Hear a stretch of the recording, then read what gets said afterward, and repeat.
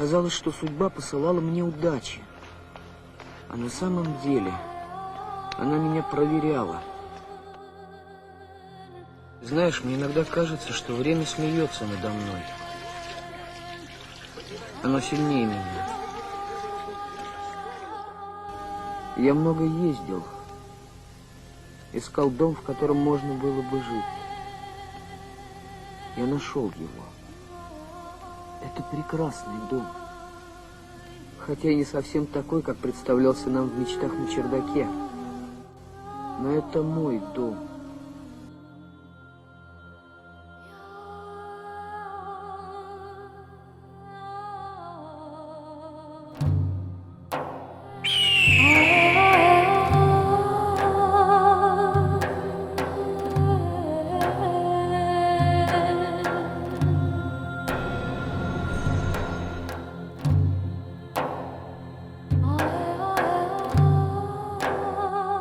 صنعت واقعا دریای بیکران است که در شور و طغیانش دردانه ها و مروارید های کشف می گردند که بعد سالها و فرسخ ها هنرشان جلابخش صحنه و در دل و خاطره ها ماندگار است. اگر امروز از استعداد نفران دیدن می کنیم و اطرافشان حرف می زنیم بی سبب نیست، چون که آنها با هنر و مهارتشان هر یکی ارزنده توصیف و ستایش هستند. روی میدان هنر جولان زدن استعدادها خود بیانگر معجزه و رفتنشان حکمت است از ایجادهای بی‌زوال. سال 1953 تاریخ 15 سپتامبر برای یک گروه دانشجویان کورس دوم دانشکده صنعت تئاتری شهر تاشکند واقعه فراموش نشدنی بود. آن روز پروفسور به داخل صنفخانه درآمد و بجز میز و کرسی ها دانشجوی را ندید. بعد پیدا شدنشان رویش را طرف آنها ترش نکرد، برعکس خرسند شد و به شادیشان شریک گشت. شاید او در چشمان طفلک نوزاد ستاره ناتکراری را میدید و محض به آنها اجازه داد تا امروز را در حلقه دو شاگرد بهترینش قیمتشاه مدشایف و محبوبه خالقova بگذرانند، چون که چهره معصوم طفلک خردسال شادی بی اندازه را در فضای دانشگاه تنتنه می نمود. آن روز کودک زیاد گریه می کرد و دانشجویان تبسم داشتند و او را از دست به دست می دادند و برویش بوسه های با محبت می کردند و در همان روز به وی نام گذاشتند مقصود شاه تا در زندگی به قله‌های بلند مقصودی خیش برسد. مادرش نقل میکردن که مثال وقتی که تولد شده بود ما ناعلاج بودیم، مثال اونجا نگاه میکردگی آدم نبود، من همراه میگرفتم و به درس میبردم و وقتی که ما همونجا مثال درس میخوندیم و در صحنه مثال درس میخوندیم نمایش میگذاشتیم، ما مقصودشوی میگد همونجا در یک جا میشیناندیم، بازیچه در پیشش میماندیم و بازی کرده مثال تماشا میکردیم. در عائله هنرمندی که سراپا آفتاب هنر درخشانی میکرد، صحنه تئاتر و کینا از نقش‌های خاطرماند و جذاب و جالبش در تابش بود. او را با همه نزاکت و محبت خاص همگان دوست می‌داشتند و به بی‌نظیر بودن هنرهاش توجه می‌کردند. باوری داشتند که جگربندشان شاهین بالی هنرها می‌گردد.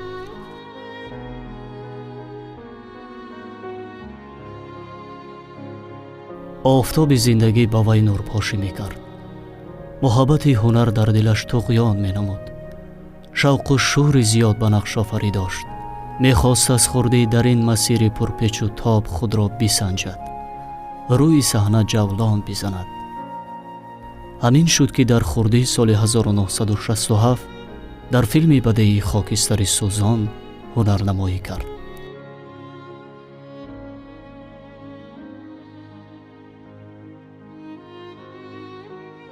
اوه کاکولاش رو هم گرفتن.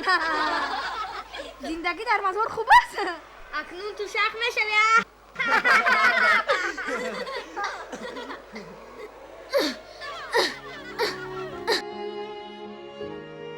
лаёқати мақсуд шоҳ шаҳодати он буд ки ӯ дар оянда саҳнаи тоҷикро аз ҳунараш пурнур хоҳад кард ва ҳамчун чеҳраи муваффақ дар саҳнаи ҳунар муҷалло мешавад.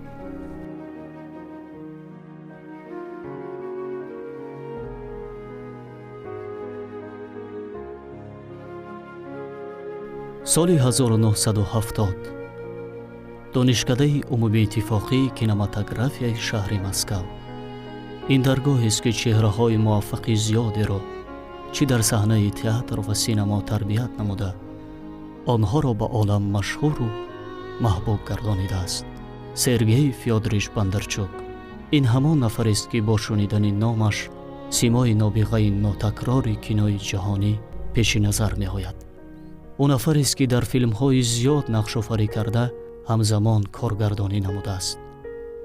қисмат гӯё барои Мақсудшоҳ ягона мақоми муқаддас баҳри равнақ ёфтани истеъдодаш ҳамин ҷоро интихоб кард ва маҳз Бондарчук ӯ ва чандин ҷавонони хушсалиқаи тоҷикро ба тарбияи худ гирифт. тақдир гӯё кори хишро кард, сарнавишти Мақсудшоҳро ба дасти комёбтарин нафари санъату ҳунар супурд.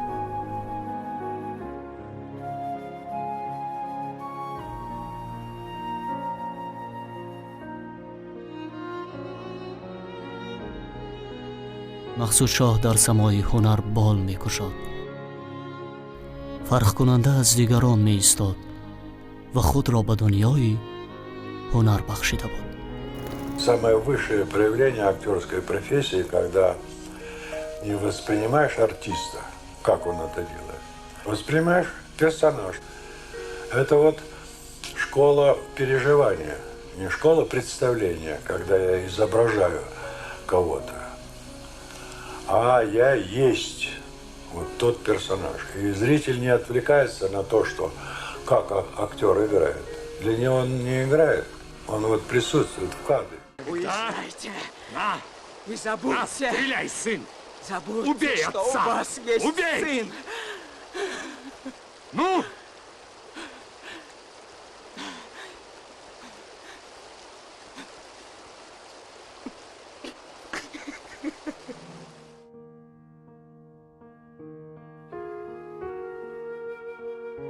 соли 1975 Мақсудшоҳро чун симои арзанда ва ҳунарманди боистеъдод барои нақшофарӣ ба филми Шаҳрвандон даъват мекунанд. ӯ аз аввалин ҷавонони таҳсил гирифтаи тоҷик дар Москав буд ки дар филмҳои берун аз кишвар маҳорати бозингариашро ба намоиш гузошт.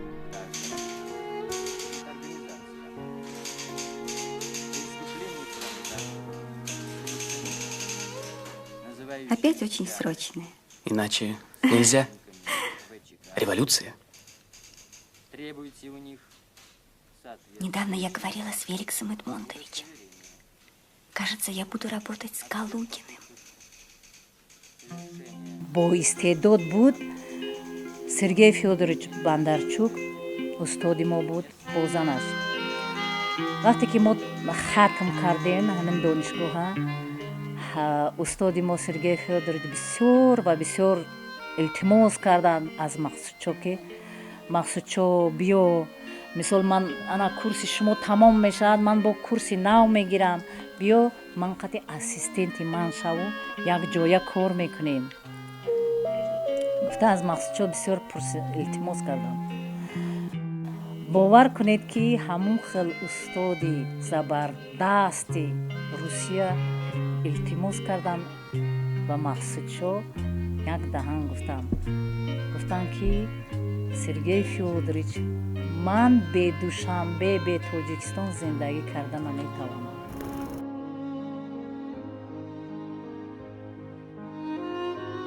муҳаббати ватан ҳамвора кори худро кард. Мақсудшоҳ обу хоки Тоҷикистони маҳбубро авлотару азизтар донист. ӯ ба ватане ки дунёи беолоиши кӯдакӣ, саҳифаҳои тоза ба тозаи қисматаш дар он гузаштааст, баргашт.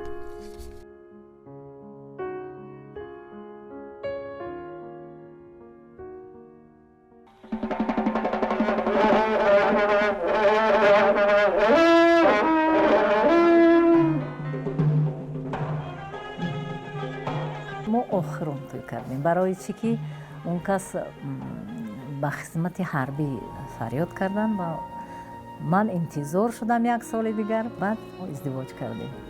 بهار نوجوانیش با نازهای دلکش و رفتار عاطفانه بانوی هنر تاج‌انسا سعید و پر از تجلی گشت. محبت او برای مقصود شاه نیروی بزرگ زندگیش شد و بعد ختم نمودن دانشکده با هم عائله برپا کردند.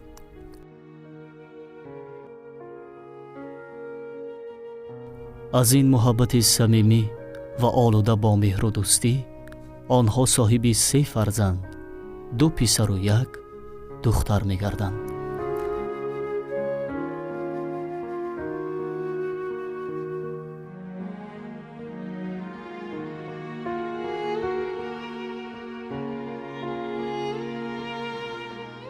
با حیث هنرمند در فیلم‌های گوناگونی چی استحصال وطنی و چی بیرون از کشور هنرنمایی می‌کرد و با استعداد فوق‌العاده‌اش نقش‌های برجسته می‌آفرید.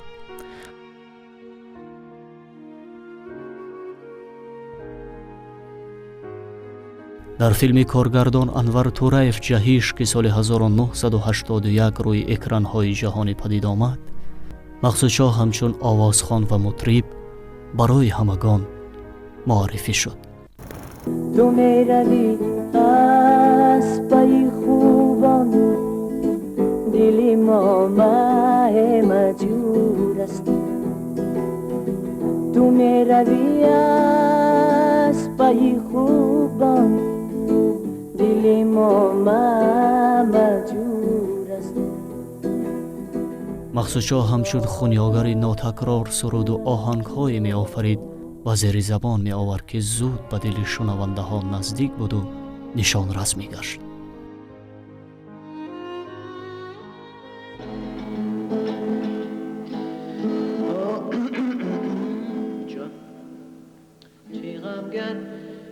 غمگر و عشقش دوا شد جوانی، غمگر و عشقش دوا شد جوانی، همه موند و عشقش و دل جا بیداری، همه موند و عشقش و دل جا بیداری.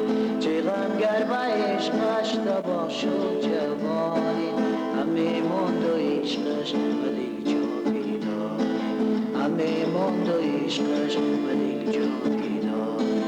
چه غمگر و عشقش، چه غمگر و عشقش، چه غمگر و عشقش.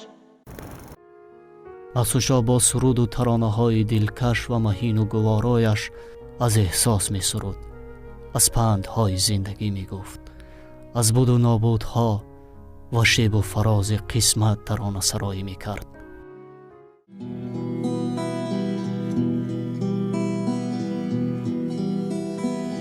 هر مشکلی آسان شود است برطوی تصمیم، هر مشکلی آسان شود است برطوی تصمیم. اشکال در این است که تصمیم نداریم،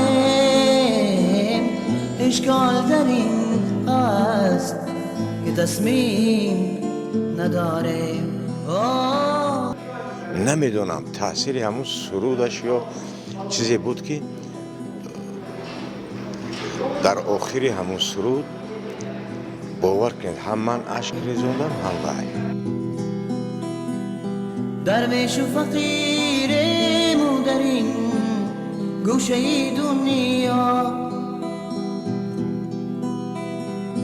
درویش و فقیریم در این گوشه دنیا. با نیک و بدی خلق خدا کار نداره، با نیک و بدی خلق خدا کار نداره.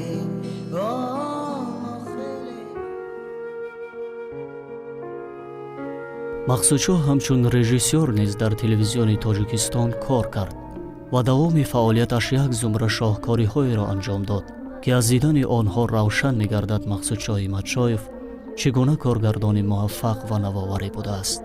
مقصود شاه همون دوره من همون کلیپ من قایل شدم همچون رژیسور که همون جستجوی ویا همین نوآوری ویا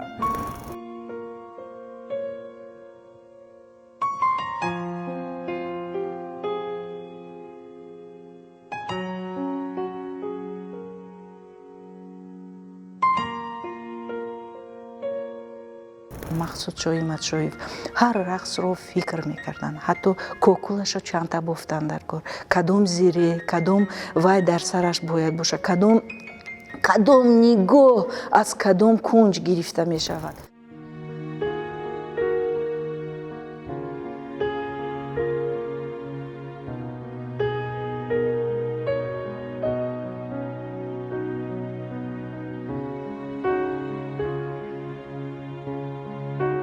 در زیر غمخواری و تربیه مقصود شاه یک زمره جوانان کمال یافتند که امروزها هر یکی در مجرای صنعت کامیابی خود را دارند. همون مکتبی که ما گذاشته بودیم سرگی فیوش درس میداد، همون سایقل داده به درجه خوب با دانشجویان میآموزند که من گمان میکردم این بچه اگر کمتر سن سالش گیرد این بریم به قوتش دیگر همچون معلم دیگر در ریسپوبلیکای ما شاید پیدا نشود. مقصود شاه توانست هم به حیث اکتیور، آموزگار، سراینده، کارگردان و آهنگساز در گرداب پرتقیان هنر غوطه‌ور گشته همچون نفری دلباخته در جاده‌های مختلف کامیاب باشد. زندگی گویا از موفقیت‌های او حسد داشت. در استعداد ناتکرار وی حیران و مضطر مانده بود و سال 1993 در آلمان قصد بر جانش کرد. و تقدیر همین بود است که رفتن و یک باره از دنیا رفتن، از پیش فرزندش، از پیش من. فوت او برای همگان مرگی بی‌محل بود. زندگی او با کلوار پرایجاد در خدمت یادها ماند که هر یکی با سوز و آوا در ناتکرار بودنش حرفهای نیک میگفتند و روی اوراق اوصاف مقصود شاه را میکردند.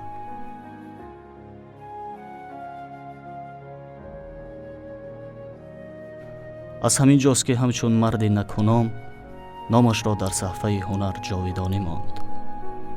حق به گفته بزرگانمان که میگویند سعدیا مرد نکونام نمیرد هرگز، مرد آن است که نامش به نکویی نبرند. مقصود شاه از بر دوستان، نزدیکان، عزیزان و اخلاصمندان هنرش رفت، ولی نقش‌های او، محبت او، نگاه و چهره معصومش در خاطره‌های سبز باقی خواهد ماند. گریه میکنم به خدا، گریه میکنم، شبها با یادی روی تو من گریه میکنم، شبها با یادی روی تو من گریه میکنم، گریه میکنم.